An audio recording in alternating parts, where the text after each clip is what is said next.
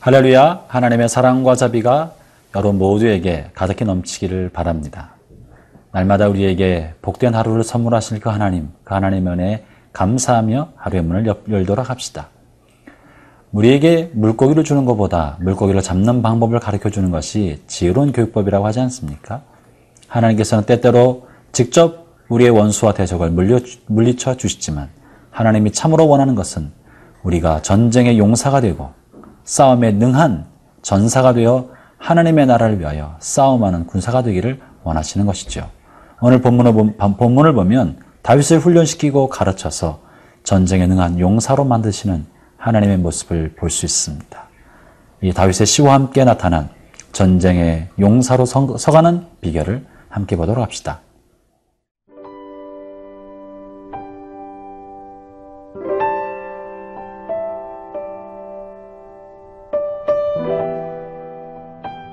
사무엘하 22장 29절에서 51절 말씀입니다. 여호와여, 주는 나의 등불이시니 여호와께서 나의 어둠을 밝히시리이다. 내가 주를 의뢰하고 적진으로 달리며 내 하나님을 의지하고 성벽을 뛰어넘나이다. 하나님의 도는 완전하고 여호와의 말씀은 진실하니 그는 자기에게 피하는 모든 자에게 방패시로다. 여호와 외에 누가 하나님이며 우리 하나님 외에 누가 반석이냐. 하나님은 나의 견고한 요새시며 나를 안전한 곳으로 인도하시며 나의 발로 암사슴 발 같게 하시며 나를 나의 높은 곳에 세우시며 내 손을 가르쳐 싸우게 하시니 내 팔이 놋화를 당기도다. 주께서 또 주의 구원의 방패를 내게 주시며 주의 온유함이 나를 크게 하셨나이다. 내 걸음을 넓게 하셨고 내 발이 미끄러지지 아니하게 하셨나이다. 내가 내 원수를 뒤쫓아 멸하여 싸우며 그들을 무찌르기 전에는 돌이키지 아니하였나이다. 내가 그들을 무찔러 전멸시켰더니 그들이 내 발 아래에 엎드러지고 능히 일어나지 못하였나이다. 이는 주께서 내게 전쟁하게 하려고 능력으로 내게 띠띠우사 일어나 나를 치는 자를 내게 굴복하게 하셨사오며 주께서 또 내 원수들이 등을 내게로 향하게 하시고 내게 나를 미워하는 자를 끊어버리게 하셨음이니이다. 그들이 도움을 구해도 구원할 자가 없었고 여호와께 부르짖어도 대답하지 아니하셨나이다.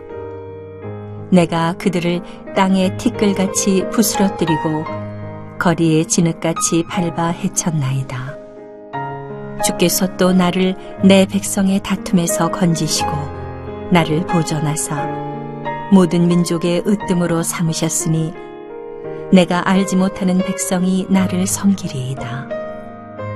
이방인들이 내게 굴복하며 그들이 내 소문을 귀로 듣고 곧 내게 순복하리로다. 이방인들이 쇠약하여 그들의 견고한 곳에서 떨며 나오리로다. 여호와의 사심을 두고 나의 반석을 찬송하며 내 구원의 반석이신 하나님을 높일지로다. 이 하나님이 나를 위하여 보복하시고 민족들이 내게 복종하게 하시며 나를 원수들에게서 이끌어내시며 나를 대적하는 자 위에 나를 높이시고 나를 강포한 자에게서 건지시는도다. 이러므로 여호와여, 내가 모든 민족 중에서 주께 감사하며 주의 이름을 찬양하리이다.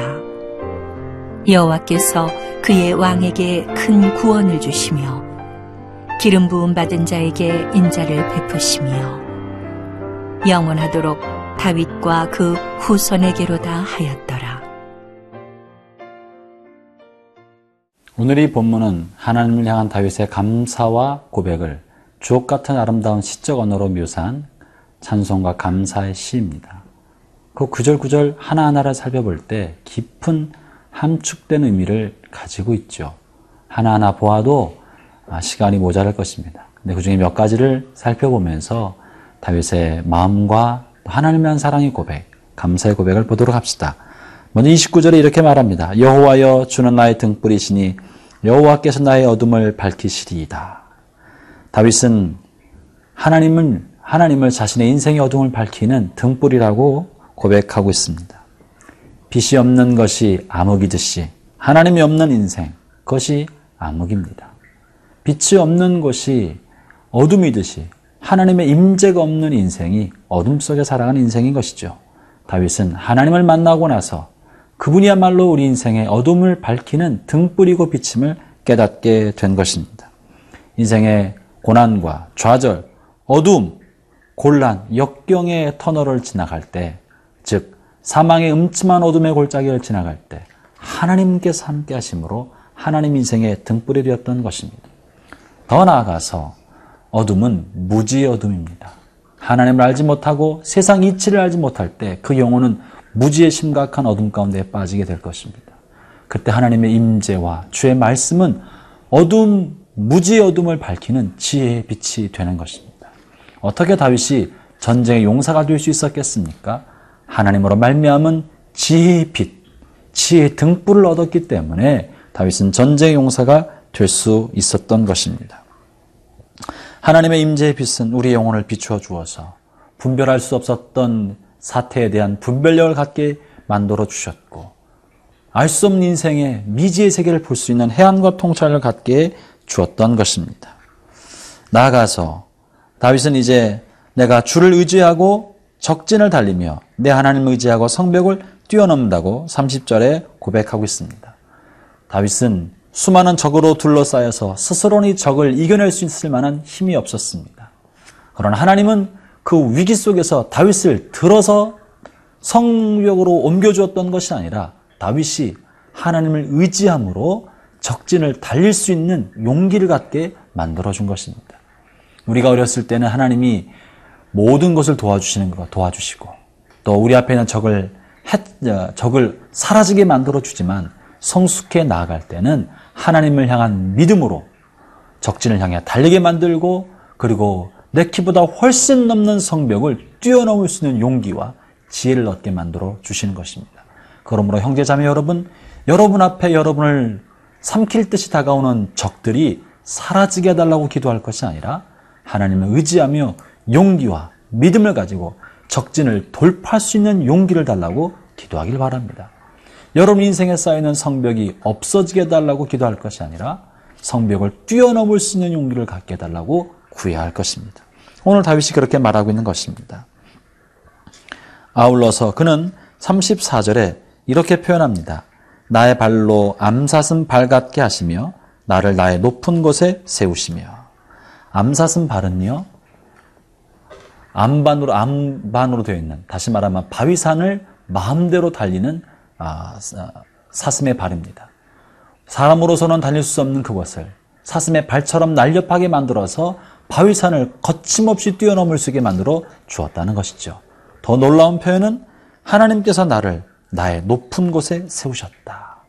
형제자매 여러분, 하나님은 여러분을 훈련시켜서 여러분이 원수와 싸우고 적과 싸우게 하심으로 여러분 안에 감추었던 여러분의 가능성, 잠재적 가능성을 일으키고자 하시는 것입니다. 우리의 영적 싸움은 우리를 죽이려 함이 아니라 우리 안에 감추었던 거인을 깨워 일으켜서 여러분을 지금보다 훨씬 더 높은 수준의 삶을 살게 하기 위하여 여러 역경과 고난을 두신다는 것이죠. 하나님께서 다윗을 훈련시켜서 다윗을 높은 수준의 삶으로 끌어올리시고 높은 곳에 세우셨다고 말합니다. 오늘 하루 주님과 함께 동행하면서 여러분 안에 있는 잠재적 가능성을 일깨워서 높은 수준의 삶을 살아가기를 바랍니다.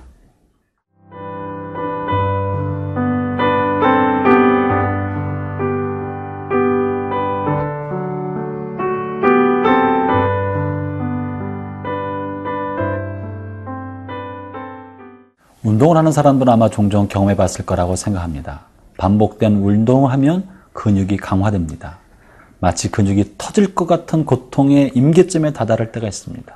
마라톤을 하던 자전거를 타던, 그러나 그 근육이 터질 것만 같은 임계점에 도달하는 그 시간을 반복해 가지면 근육은 단련이 됩니다. 그래서 이전과는 비교할 수 없을 만큼 더 큰 힘, 더 큰 지구력을 갖게 되는 것이죠.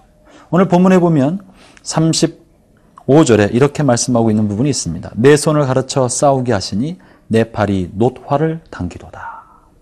일반적으로 놋활을 쓰지 않고 대나무활을 쓰지 않습니까? 그러나 놋활은 일반인은 당길 수 없는 활입니다. 강력한 힘을 가지고 있는 활이죠. 이 어떻게 다윗이 놋활을 당긴다고 표현할 수 있습니까? 이전에는 감당할 수 없었던 것이었으나 그러나 환난과 역경을 그리고 수많은 전쟁을 통하여 하나님으로부터 내면의 근육을 강화시키고 영혼의 근육을 강화시켰기 때문에 이제는 능히 놋화살도 당길 수 있게 되었다고 말하는 것입니다.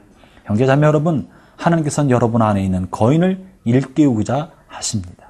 우리는 결코 작은 사람이 아닙니다. 그리스도 안에서 모든 것을 감당할 수 있는 사람들입니다.